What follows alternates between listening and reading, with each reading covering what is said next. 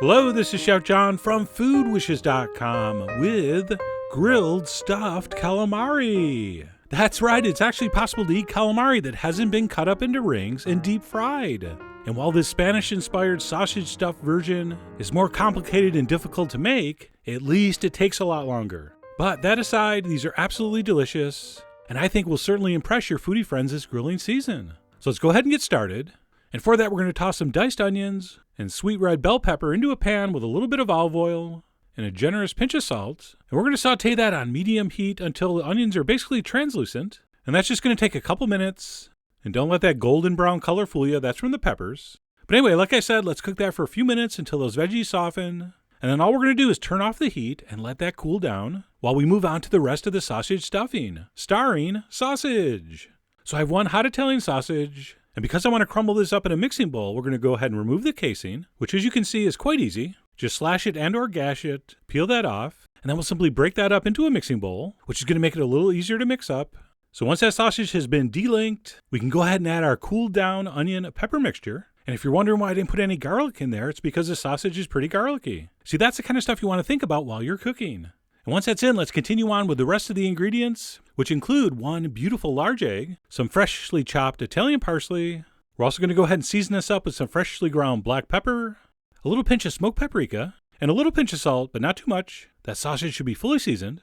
And that's pretty much it, except for the calamari, of course. And there it is. And this right here is fully cleaned, ready to use. That's generally how you see it in the market. And we have two parts involved, the tubes and the tentacles. This is obviously the tube, which we'll be stuffing. And then, of course, we got the tentacles here, which we're actually going to put in the stuffing. So I'm going to take about 4 ounces of the tentacles. We will plop those down on our cutting board. And then we'll take a cleaver or other large sharp knife and chop this up until it's fairly finely minced. And yes, I agree, that looks incredibly delicious. But anyway, keep chopping until it looks something like that. And then let's transfer that into the rest of our stuffing ingredients and mix it thoroughly. And as I was stirring this, my mind was kind of wandering, which it does a lot. But I was thinking we could probably turn this into a really, really interesting meatball one day. But anyway, that's another video. Once that's mixed up, let's go ahead and start stuffing our squid.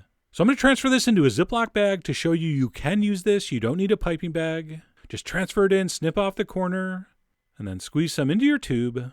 And by the way, I've probably made stuffed calamari like a dozen times. And of those dozen times, I've overstuffed them a dozen times. So you're going to want to put a little less in here than I do. And we'll show you why later on the grill. But anyway, we're going to go ahead and squeeze some in. And once they're filled, the other very important step is we got to fasten the end with a toothpick. And if you want to soak your toothpicks in water for a little bit, go ahead.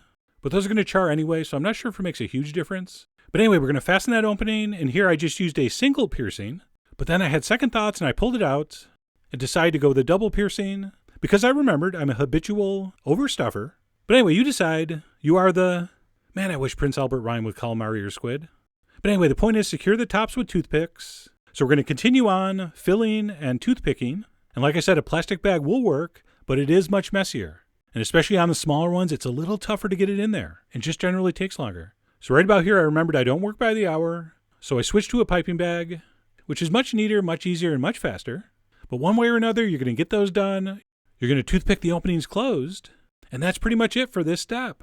Now what we want to do at this point is wrap these in plastic and put them in the fridge for about an hour. I want these to be nice and cold when they go on the grill. It's also going to give them kind of an inside-out marinade, not to mention give us time to build our fire. And then when we are ready to grill, let's go ahead and pull those out, pull off the plastic. I'm going to drip on just a little bit of olive oil and brush that over.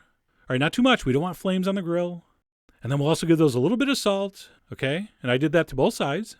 And at that point, let's go ahead and throw those down on our hot grates.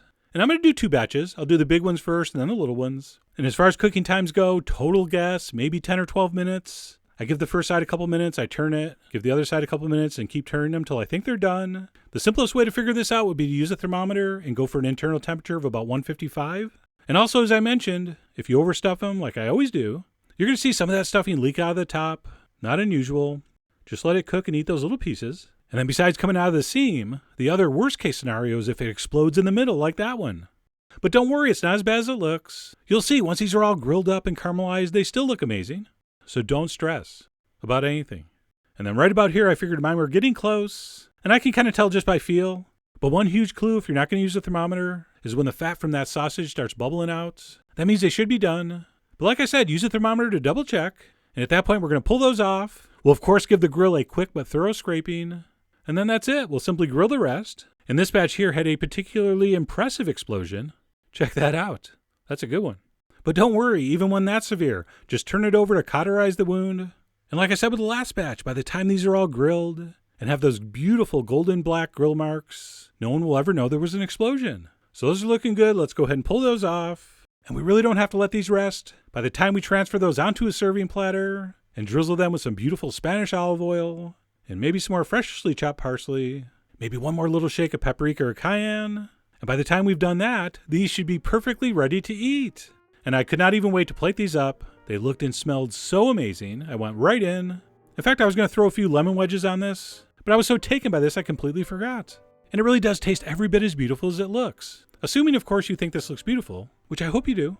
So let me go ahead and plate these up properly for the official tasting. We got that subtly sweet, meaty calamari, flavored from the inside out with that spicy sausage and peppers and onions. Just such a great combo. And if it seems weird mixing seafood and sausage, it's not. If the Spanish do it, it's a good idea. Those people know how to eat, okay?